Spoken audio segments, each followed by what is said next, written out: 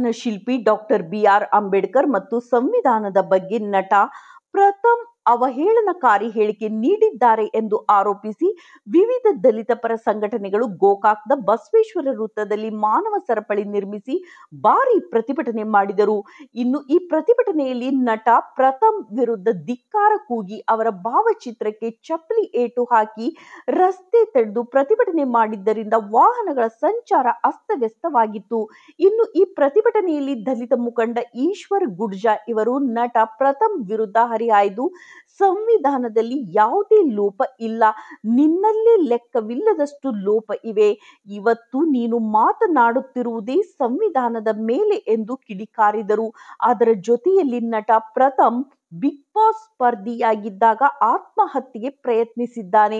ಆತನ ವಿರುದ್ಧ ಸಂಬಂಧಪಟ್ಟ ಅಧಿಕಾರಿಗಳು ಸುಮೋಟೋ ಕೇಸ್ ದಾಖಲಿಸಿಕೊಳ್ಳಬೇಕೆಂದು ಒತ್ತಾಯಿಸಿದರು.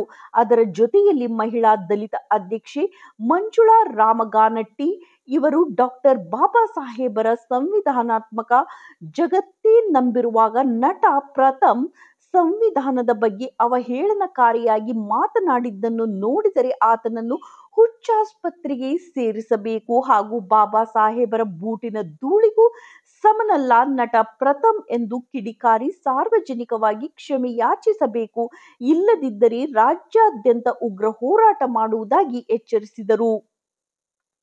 ನಂತರ ಬಸವೇಶ್ವರ ವೃತ್ತದಿಂದ ಆಡಳಿತ ಸೌಧದವರೆಗೆ ಪಾದಯಾತ್ರೆ ಮಾಡುವ ಮೂಲಕ ಪ್ರಥಮ್ಗೆ ಧಿಕ್ಕಾರ ಕೂಗುತ್ತಾ ತೆರಳಿ ತಹಶೀಲ್ದಾರ್ ಮುಖಾಂತರ ಪೊಲೀಸ್ ಮಹಾನಿರ್ದೇಶಕರಿಗೆ ಕಾನೂನು ರೀತಿ ಕ್ರಮ ಕೈಗೊಳ್ಳಲು ಮನವಿ ಮೂಲಕ ಒತ್ತಾಯಿಸಿದರು. ಇದೇ ಸಂದರ್ಭದಲ್ಲಿ ಮನವಿ ಸ್ವೀಕರಿಸಲು ತಡ ಮಾಡಿದ್ದಕ್ಕಾಗಿ ಗೋಕಾಕ್ ತಹಶೀಲ್ದಾರ್ ವಿರುದ್ಧ ಧಿಕ್ಕಾರ ಕೂಗಿದರು.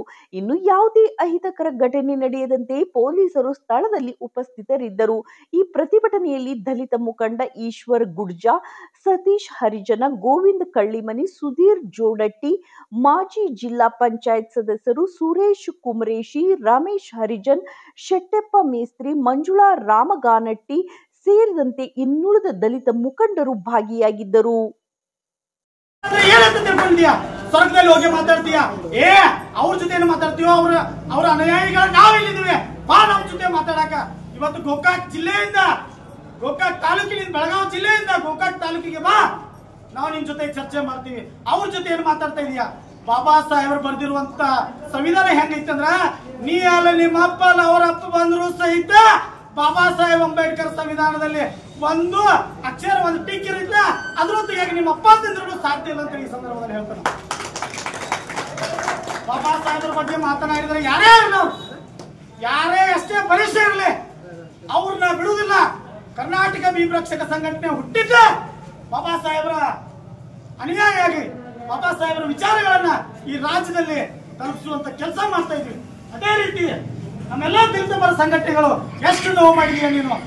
ಸತೀಶ್ ಆಗಿರ್ಬೋದು, ಗೋವಿಂದನ ಆಗಿರ್ಬೋದು, ಇವರೆಲ್ಲರೂ ಸಹಿತ ಯಾವ ರೀತಿ ಮಾತಾಡ್ತಾ ಇದಾರೆ ಅಂದ್ರ ಏನು, ಗೋಕಾಕ್ ತಾಲೂಕದಲ್ಲಿ ನಾವೆಲ್ಲ ಹೋರಾಟಗಾರರು ಹಾಗೂ ಸಾರ್ವಜನಿಕರ ಜೀವನದಲ್ಲಿ ಸಮಾಜ ಸೇವೆಯನ್ನ ಮಾಡುವಂತವರು ಇಲ್ಲಿ ಸೇರಿದೀವಿ ಬಂಧುಗಳೇ. ವಿಷಯ ಏನಂತಂದ್ರೆ